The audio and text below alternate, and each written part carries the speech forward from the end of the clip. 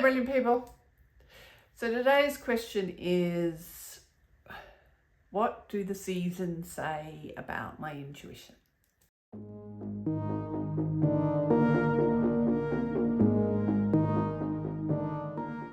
So this is a nice question because, well, I suppose particularly at the moment, I mean, if you're there in the Northern Hemisphere, you're about to start your spring, and that will lead into summer, my favourite season. Whereas here in the Southern Hemisphere, of course, we autumn is starting, you would call it fall maybe, and that will lead into winter. So wherever we are in the world though, I mean, it's interesting that of course on the equator, the seasons aren't so noticeable, but whether or not our seasons are noticeable like that, like here in Australia, the Aboriginals, they don't have the 4 sort of classic European seasons, depending on where they are around Australia. Like some of them have 7 seasons, some of them have 11 seasons, because their seasons have got more to do because their culture is, hunter-gatherers culture, so they're very much in tune with the cycles of nature. So their seasons are more connected to the movement of animals and the what's growing and where you can find good tucker at whatever time. It's interesting that with climate change, the CSIRO, or CSIRO we call it, which is the government research, they're actually learning a lot with the Aboriginals about being tuned into those cycles, because it's actually helping them figure out stuff about climate change. But with the traditional 4 seasons, like if we just use that as a framework, because the framework is that, yes, your intuition is very much got to do with your capacity to tune into yourself and stay connected to yourself. And that's fundamental, doesn't matter what the season is. But at the same time, the different seasons are going to make some things easier at some times, at certain times of the year, than at other times. And if you flow with that, you're going to find that you can work with your energy in a bit more of an efficient way. So it is good to pay attention to the seasons. I mean, I do think that our modern society, like bright lights, I mean, it's getting dark earlier in the days here because, we're headed towards autumn and winter. So I didn't get to do this video as I'd hoped, like during the day. So it's now dark, but electric lights, well, so it's not dark. So this is the issue, like that flowing with night and day. We don't need to do that anymore because of electricity flowing with the seasons. We don't do that so much anymore either, because we send food all over the world. So it's not that there are very few foods that are still just seasonal, because if it's not growing where we are, we just import it from somewhere else. So we're kind of a little bit cut off from the seasons, but our bodies aren't, because our bodies are still being affected by the change in daylight, the change in the temperature. So it does affect our energy. So it is good to flow with the seasons. So we're sort of in, well, spring in the Northern Hemisphere, autumn in the Southern Hemisphere, sure. But I'm going to start with spring, because that sort of was often seen as spring is new birth. So let's start there. So spring. Yeah, so this is a season of new growth. Often at the end of winter, the beginning of spring, that was when our bodies would naturally sort of go through a detox in the old days.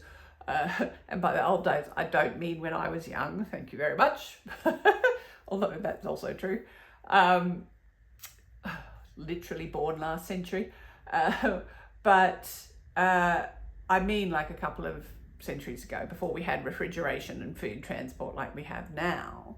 Because at the end of winter, you would have only a very little bit of lean meat left. All the fats and oils would have been used up. All the butters and cheeses would have been used up by then.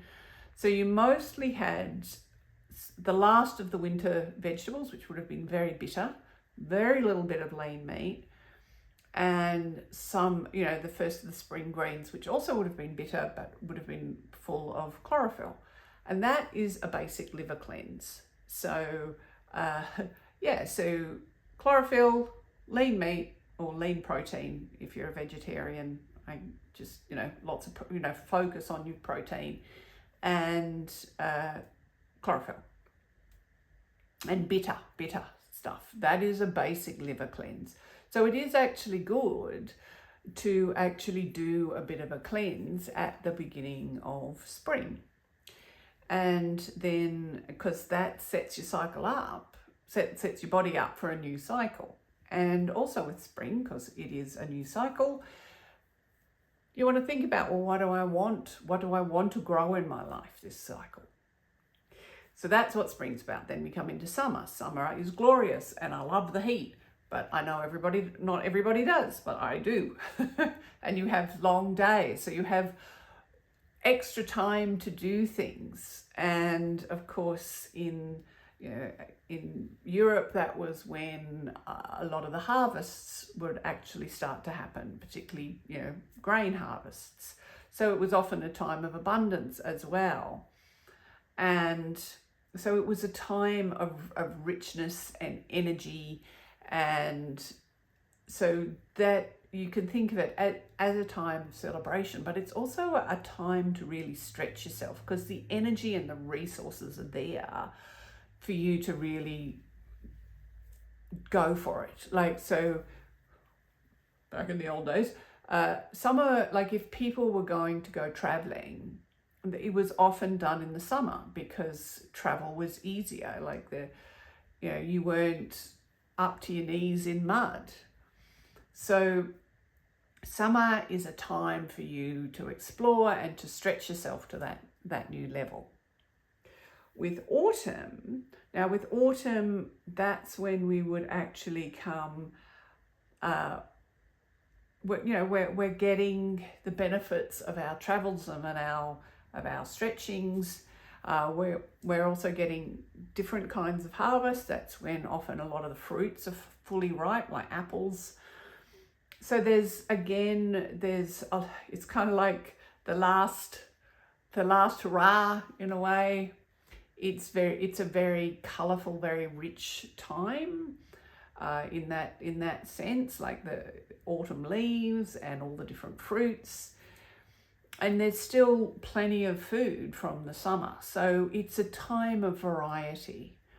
So it's kind of like you're both wanting to start to get ready for the winter. Like, so a lot of the fruits might have been, packaged into jams or stewed, so that they, things were starting to be preserved and packed away for the winter, as if we're all squirrels and we've got to find our nuts. But at the same time, we were having this variety in our life. So it was kind of like a different kind of exploration. Like, it was an exploration of the details of life. Because with the autumn, that's what you want to look at. You want to look at the details and figure out, well, what do I want to keep and what do I let go of? Because through the winter, the things that you're going to have to look after through the winter, you're going to be looking after them with dwindling resources. So through the autumn, you want to actually figure out what you want to carry forward, and what, so because that you want to actually look after and figure out, well, how am I going to keep this in my life long term? And the other stuff, you eat it. You use those resources and let them go. And then of course we come into winter. And yes, winter is a time of, well, you can think of it as a time of hibernation or, you know, locking down. I mean, think about energetically, the days are very short and the energy is very low. It's very cold. Yes, even in Australia, it gets cold because, you know, I mean, I live up in the mountains for one thing. So the thing is, through the winter, one of the reasons why you want to get clear through the autumn on what you want to carry forward is your capacity to do things in the winter is much reduced.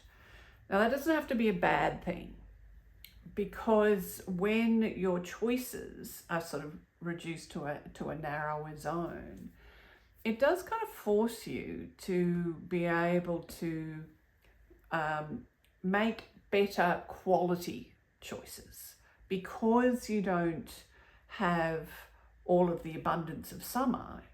You don't have all of that daylight. You don't have all of that energy. You've only got this much daylight, this much energy. It helps you figure out what your priorities are. And that can be really helpful, particularly when you get to the new spring and you start the new cycle. So there you are. If you allow yourself to be a little bit aware of the seasons, and not just because you need to change your wardrobe, but how you go about things, that will hopefully help you flow with your intuition more, and it will help you also express who you are more in a more efficient or elegant way, and that will help you remember that you're brilliant.